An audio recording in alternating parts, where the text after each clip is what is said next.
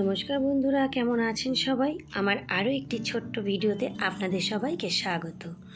আজকে নিয়ে চলে এসেছি দই কাতলারই একটি রেসিপি, কিন্তু পটল দিয়ে।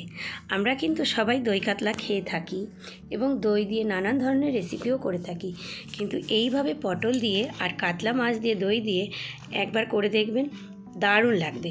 তো আমি এখানে কচি কচি পটল নিয়েছি বেশ কিছুটা, সেইগুলোকে ছাড়িয়ে পরিষ্কার করে ধুয়ে একটু হলুদ মাখিয়ে রেখে দিলাম। আর এখানে আমি মাছগুলোকে ভালো করে ধুয়ে একটু লবণ হলুদ মাখিয়ে রেখে দিয়েছি। অল্প পরিমাণে একটু আদা, 7-8 কোয়া রসুন, 2টো কাঁচা লঙ্কা, একটা গোটা পেঁয়াজের অর্ধেকটা পেঁয়াজ মতন আমি এখানে পেস্টে দিয়ে দিলাম। তো বাস, মশলাটাকে আমি করে রেখে দিলাম সাইডে। এবার আমি দইটা একটা ছোট্ট বাটিতে 4 চামচ মতন তুলে নেব। একটি বড় চামচের 4 চামচ মতন আমি এখানে নিয়ে নিচ্ছি। আপনারা চাইলে দইটা বাড়িতে পাতিয়েও করতে পারেন, কিন্তু আমি এখানে প্যাকেটের কেনা দইটাই আমুলের ব্যবহার করছি। দইটা আমার ফ্রিজে রাখা ছিল, এর জন্য একটু ভালো করে মিশিয়ে নিলাম চামচে করে। এখানে কড়াই গরম হয়ে গেছে, কড়াইয়ে আমি তেল দিয়ে দিয়েছি। যাই হোক, এবার মাছগুলোকে আমি ভেজে নেব। আর এখানে কিন্তু মাছগুলোকে আমি খুব বিশেষ ভাজবো না, খুব অল্প পরিমাণে ভাজবো, কারণ কড়া ভাজা করলে যে কোনো মাছেরই কিন্তু টেস্টটা চলে যায়। এর জন্য মাছ সবসময় নরম ভাজাই করতে হয়। কিন্তু হ্যাঁ, যদি আমরা ভাজা খাবো মনে করি, তাহলে একটু কড়া ভাজা ঠিকই আছে। কিন্তু দই কাতলার জন্য বা অন্য কোনো রেসিপির জন্য মাছটা সবসময় অল্প ভাজাটাই ভালো। তো এখানে আমার আরও কিছুটা মাছ রয়েছে, সেই মাছ কটাকেও আমি এবার কড়াইয়ে দিয়ে দিলাম। এই মাছ কটাকেও আমি খুব অল্প পরিমাণে ভেজে তুলে নেব।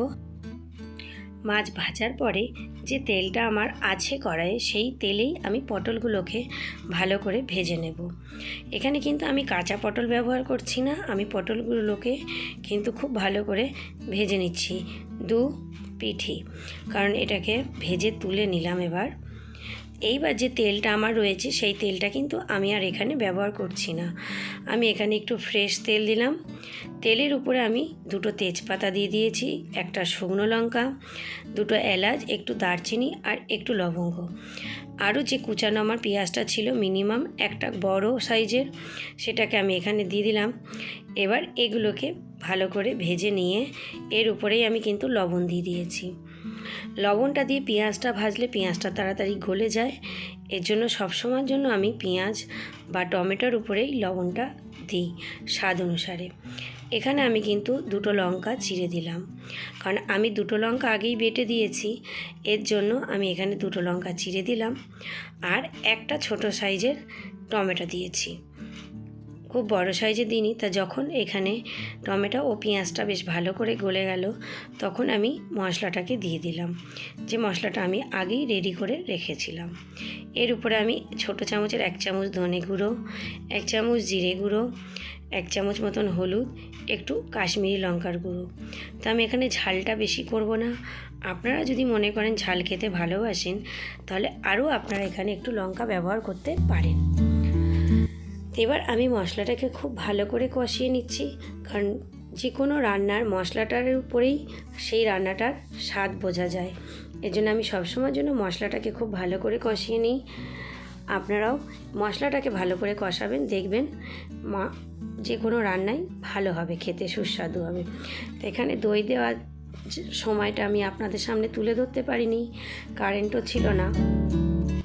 এর জন্য আমার মশলাটা কষে গেলে আমি দইটাকে দিয়ে ভালো করে নেড়ে চেড়ে ঢেকে দিয়েছিলাম 5 থেকে 7 মিনিটের জন্য। এখানে কিন্তু ভাজাতেই আমার পটলটা সিদ্ধ হয়ে গেছে, তবু আমি পটলটা দিয়ে এবং মশলা দই দিয়ে আরও ভালো করে কষিয়ে নিয়ে পরিমাণ মতন জল দিলাম। একদম সিম্পল রান্না, আর এই গরমে দই তো খাওয়া হয়ই, তো খুব মশলা আমি এখানে কিন্তু দিইনি গরমের জন্য। তা যাই হোক, একবার এইভাবে করে দেখবেন, পটল দিয়ে দই দিয়ে এবং কাতলা মাছ দিয়ে দারুণ লাগবে খেতে। তা আমি মাছগুলোকে দিয়ে 2 থেকে 3 মিনিটের জন্য ঢেকে দিয়েছিলাম, খুব বেশি আমি ঢেকে দিইনি। তা বোঝাই যাচ্ছে আমার এখানে কিন্তু রান্নাটা কমপ্লিট হয়ে গেছে।